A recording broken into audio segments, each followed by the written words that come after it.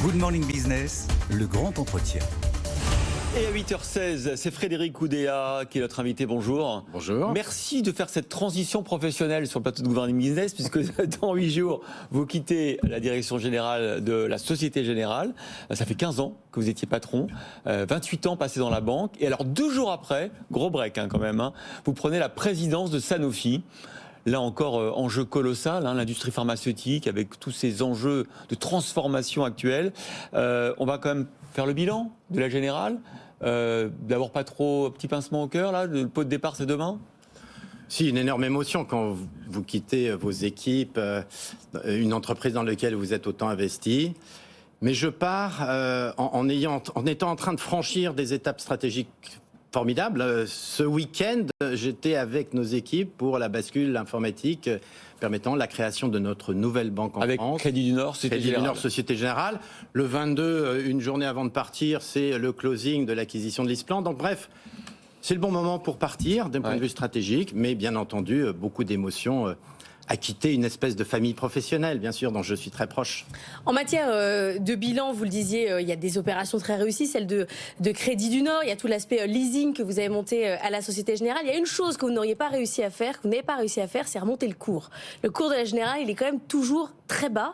On n'a rien pu faire pour ça. Vous savez, le secteur bancaire européen attire peu. Et pourtant, il y a des performances. Non, mais absolument. C'est pour ça qu'en fait, nous sommes dans une transformation profonde de notre business model. Le marché bancaire français, par exemple, qui est probablement le plus difficile aujourd'hui en Europe, il exige des transformations et nous sommes en train de les faire. Donc, moi, je suis extrêmement confiant que dans les 2 prochaines années, on recueille tous les fruits de cette transformation et qu'on réduise effectivement l'écart entre la valeur intrinsèque des actifs de la Société Générale et le cours de bourse.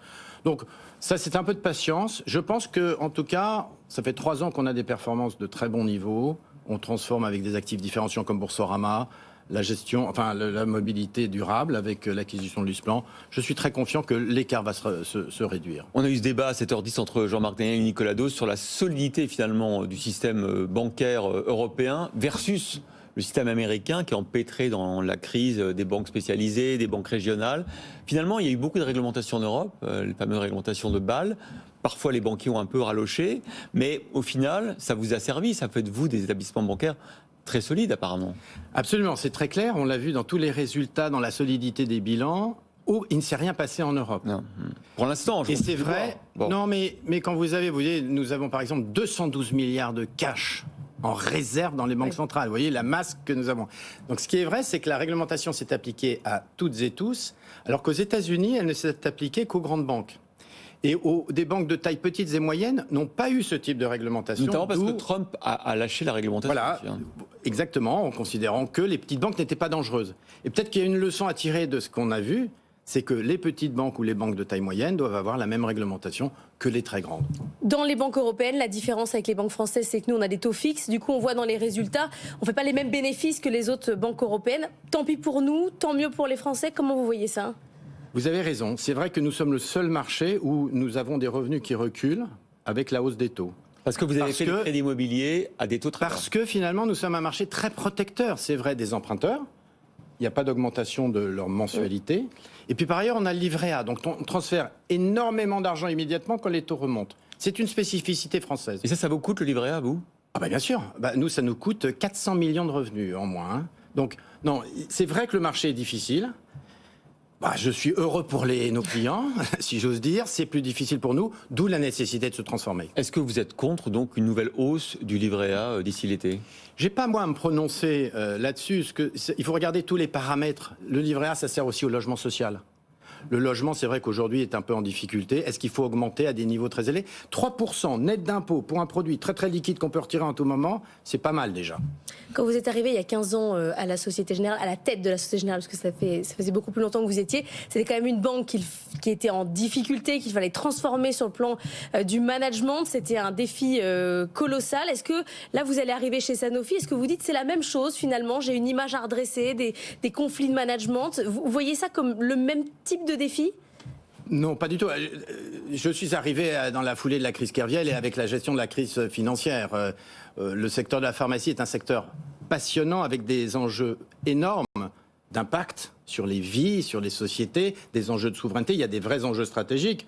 En revanche, il n'y a pas l'instabilité liée à la situation qui peut, vous voyez, faire bouger très vite la situation des banques. Là, c'est quelque chose des cycles très longs. Nous parlons aujourd'hui de médicaments qui vont être vendus en 2031-2032. Vous voyez, le cycle totalement différent de l'instantanéité des marchés financiers.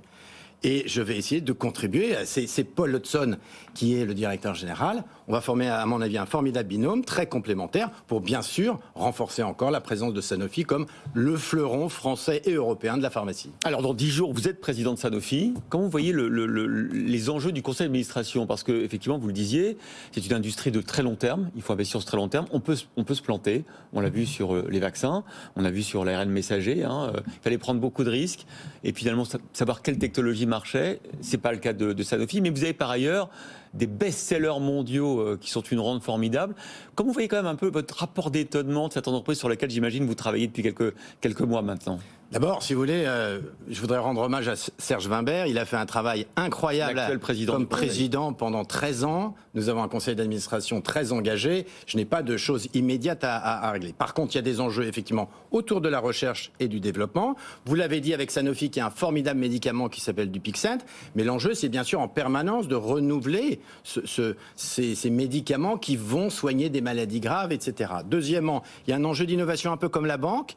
Les données et le digital vont peut-être aider justement à aller plus vite dans le développement de nouveaux médicaments. On l'a vu avec les vaccins, c'est le digital qui nous a permis de développer les vaccins aussi vite. Alors, pas que le digital, avec les jumeaux numériques de Dassault. D'autres technologies aussi, mais en tout cas, il y a un enjeu d'innovation, avec le fait que cette innovation, comme un peu dans la banque d'ailleurs, est souvent dans des biotech, des petites entreprises. Donc, comment vous faites qu'une grande entreprise sache continuer à innover?